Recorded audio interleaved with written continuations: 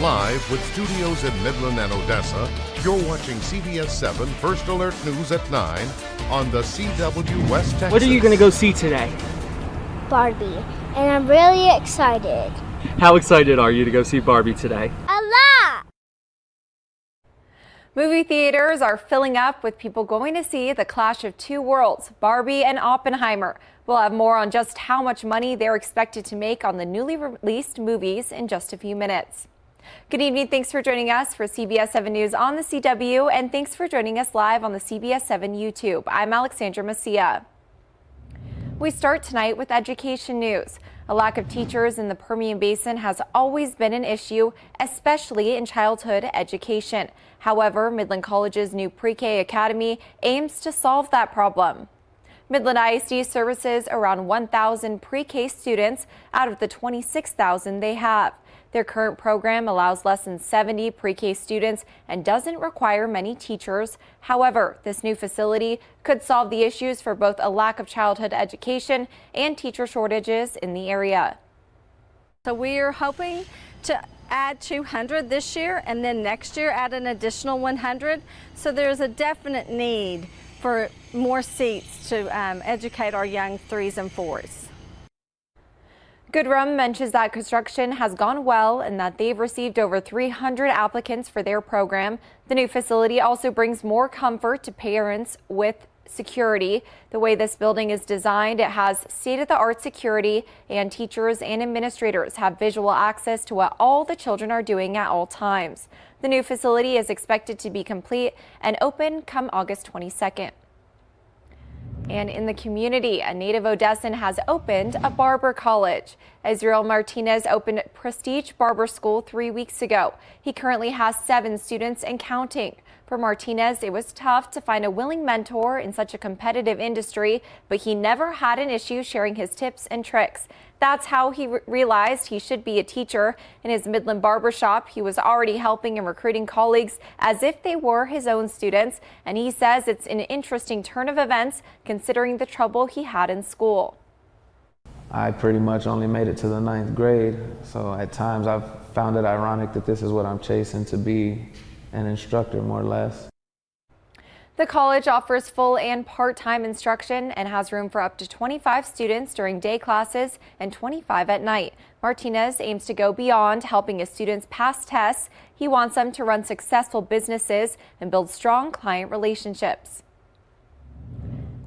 And it's time to take a look at weather. Chief Meteorologist Tom Teefer is here to tell us what we can expect. Tom? Well, some changes are on the way. We saw our 13th. That's easy for me to say. Straight day at or above 100 degrees.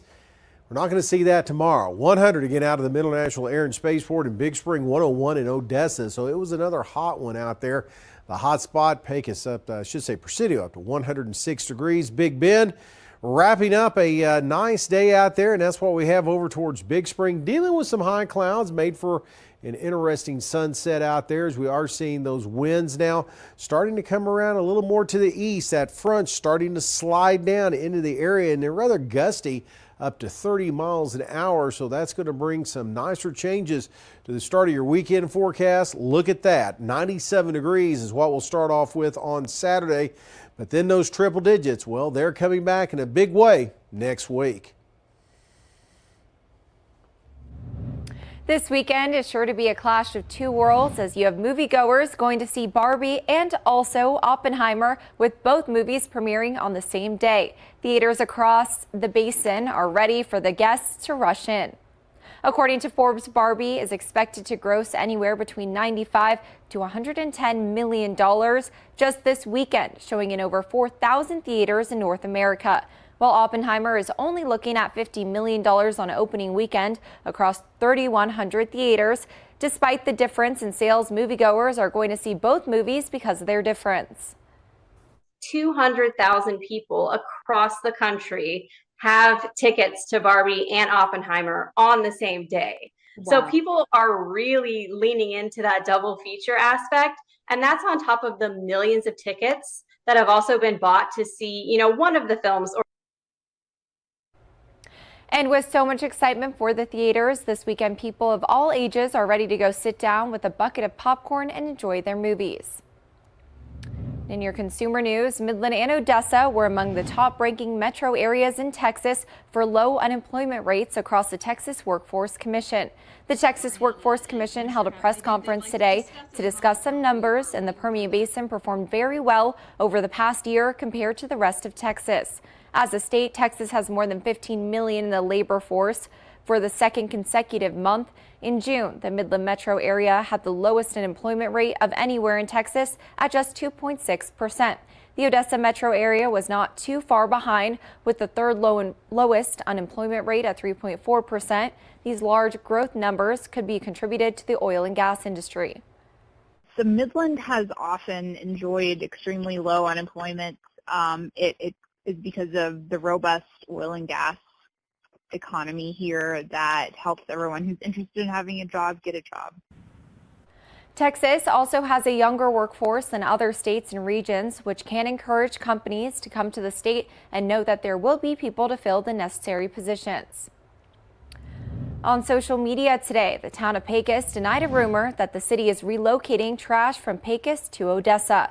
According to the Facebook post, the rumor began after the city's landfill caught fire a few weeks ago. The city says the fire did not cause any damage to the landfill.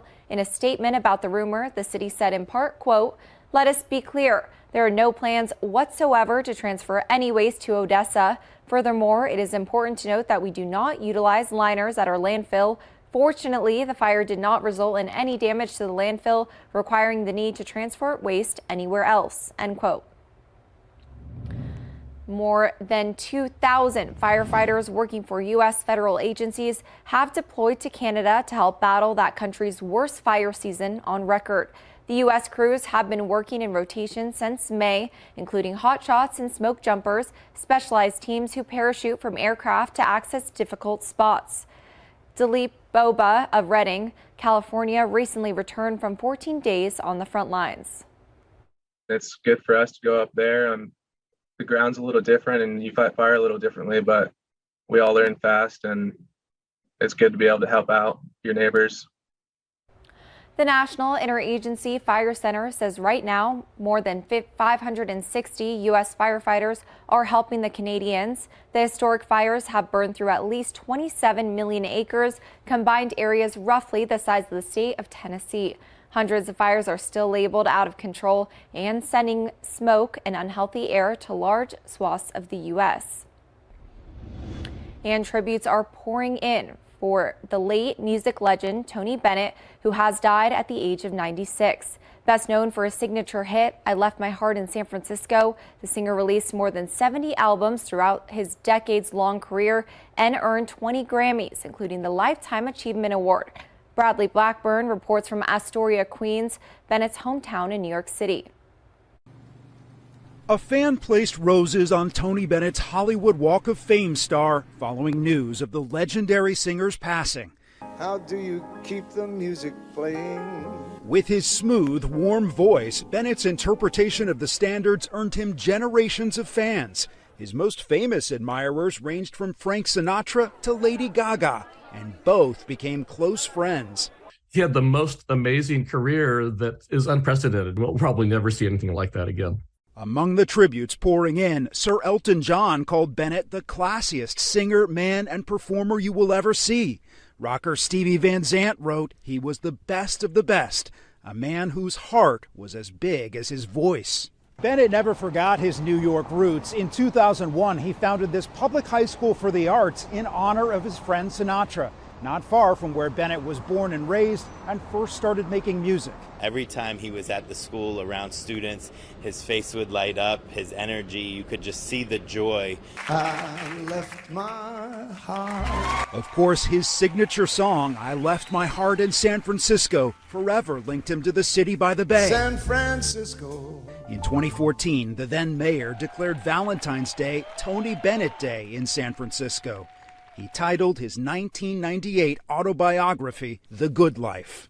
Bradley Blackburn, CBS News, Astoria, Queens. Bennett, who was diagnosed with Alzheimer's disease in 2016, died 2 weeks shy of his 97th birthday. And the skies of West Texas are known for their beauty. Whether it's the sunrises or sunsets, there's nearly always something amazing to see when you look up. That will especially be true on October 14th of this year and April 8th, 2024, when Texas has a front row seat to not one, but two solar eclipses. The path of the eclipses, the total or annular, they are very narrow. Have to be in the right spot at the right time to see those. So where is this perfect spot to see these eclipses? Tune in to CBS7 News at 10 for part 3 of Way Out West Texas, where Hannah Burbank speaks to experts at the McDonald Observatory about how to best prepare for the 2 upcoming solar eclipses. That'll be tonight at 10 on CBS7 First Alert News. Now for a look at today's top headlines shown here in real time with real viewers on CBS7.com. See all these stories and more by downloading our app or visiting our website at CBS7.com. And still ahead, excitement is nearing a fevered pitch in South Florida, where soccer superstar Lionel Messi makes his debut tonight for his new team. We'll have the latest in just a few minutes.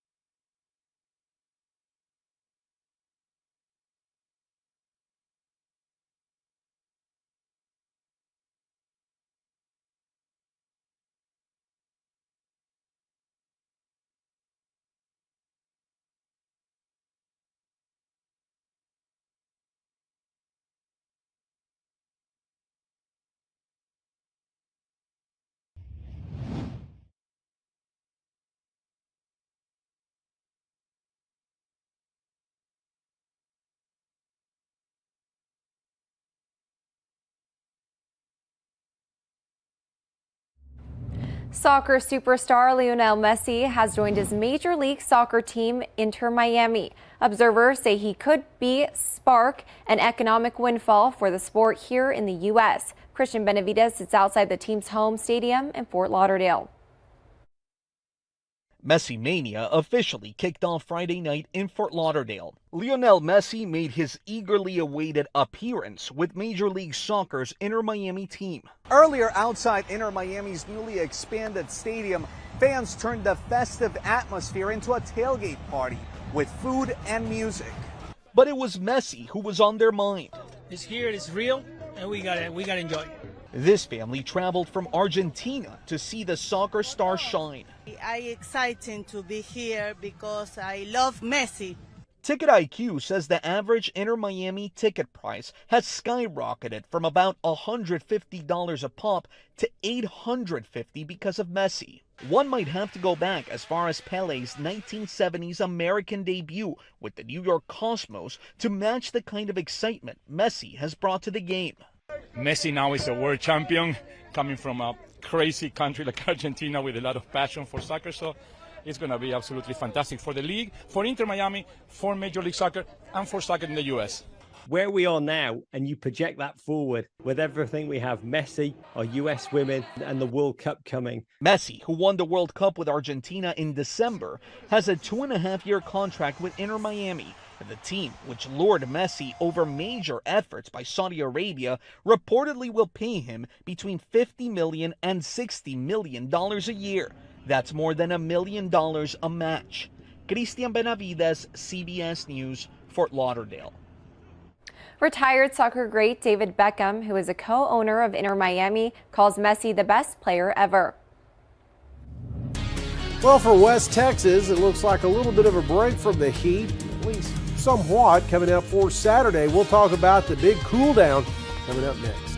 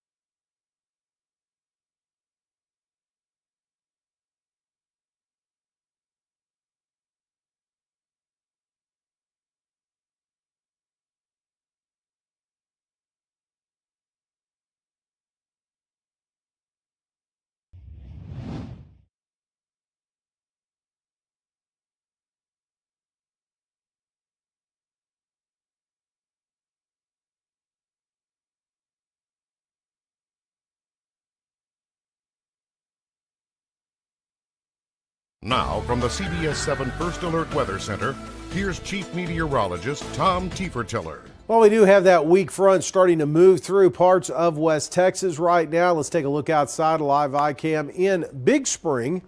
We're seeing a quiet evening. Temperatures down to 91 degrees, so we are starting to cool off a little bit and carrying more of an east wind in these locations, gusting up to 20 to 30 miles an hour now.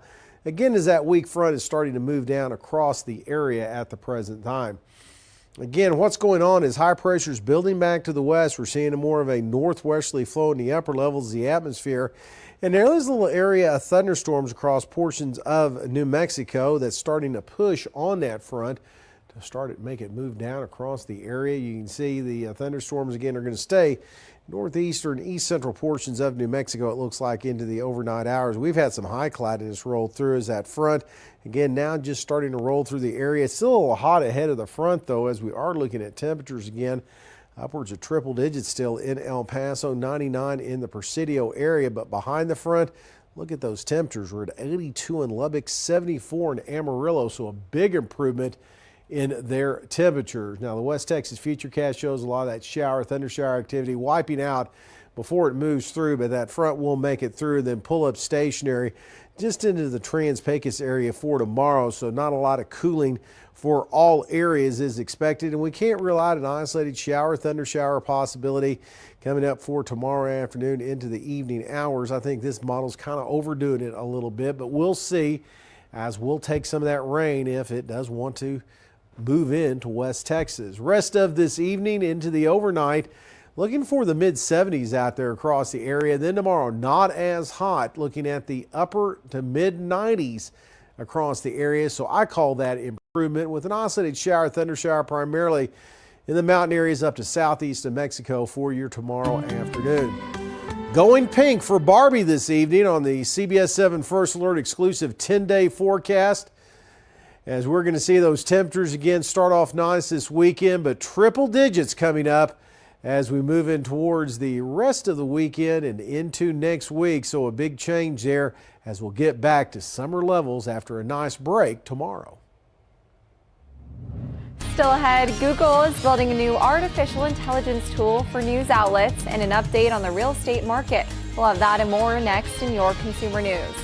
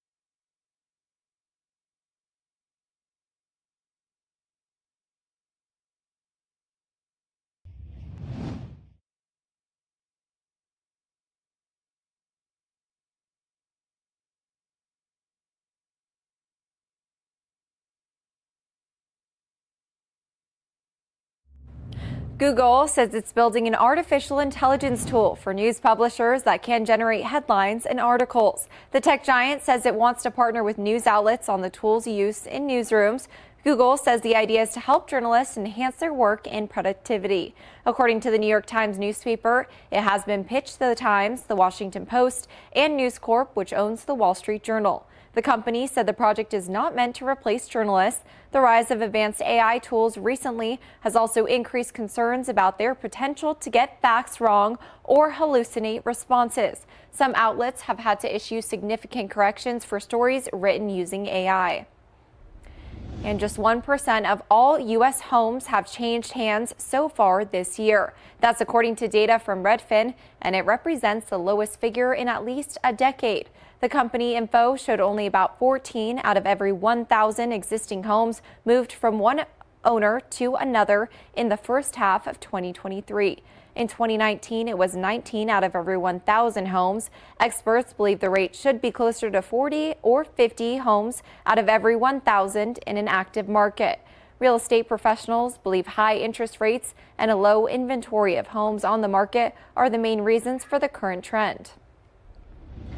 And soon, Whole Foods shoppers will be able to pay for their groceries with the wave of a hand.